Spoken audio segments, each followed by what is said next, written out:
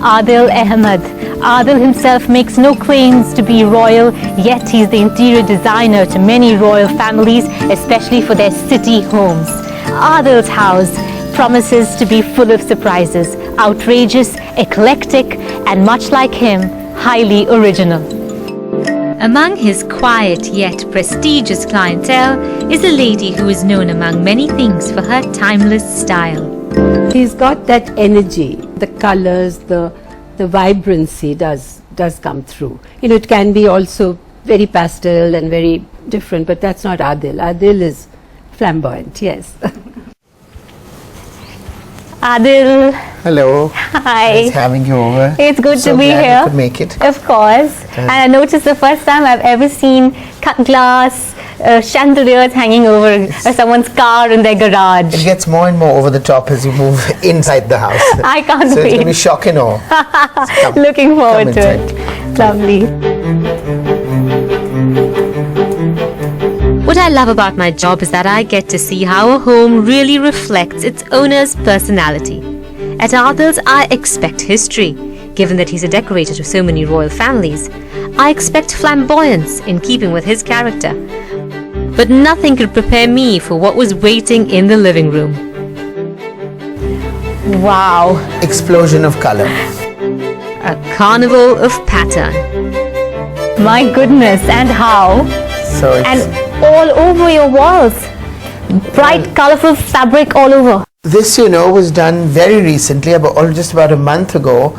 I'd ordered this fabric from this national award weaving artist in Andhra through a friend of mine, and I'd forgotten about it. And suddenly, about a month ago, it arrived. This huge bales of 200 meters of ikat, and I was like, "Oh God, it's come now. What do I do with it?" And one night I slept over it. 6 o'clock in the morning, I woke up, called the upholsterer, ripped apart the whole room, and just every surface you see is covered with ikat. It's hand woven, it's very, very affordable, and it's fun, and it's inspired by my Missoni slippers. It's true. These slippers were what inspired the fabric which now covers his walls. Truly quirky, truly irreverent, and truly Adil Ahmed. Adil, what I love is there's so much fabric here in this room, but you had the courage to go with your gut instinct. So there's no such thing as too much. No, nothing is too much. Nothing is too late. Everything is too little. Just when you feel that you can't possibly have more, there is more. You know, actually, to be honest with you, I'm very irreverent about most things in life. They're not necessarily priceless antiques, but they are unusual pieces which were picked up over the years. I mean, everything has a story to tell. Then you're having fun as well. I mean, what is this chair? What is the story here? I mean, it's again an old chair which had this wonderful old brocade on it, and when the brocade tore, I put this really irreverent fur or something. So here's a tip for you. Take an old antique chair and upholster it with about the most outrageous fabric you can get your hands on.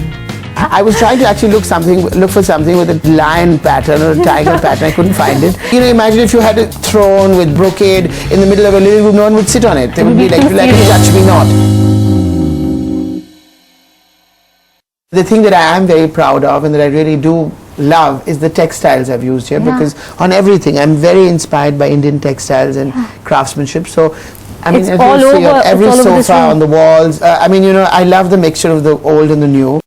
So on this sofa, you have more than one type of fabric in addition to your ikat upholstery. So what are we looking at here?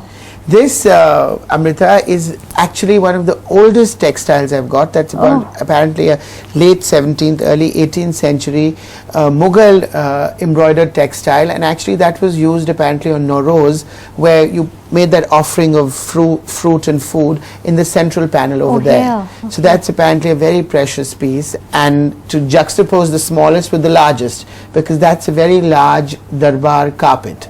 Layering or textures is what makes a piece look intrinsically you.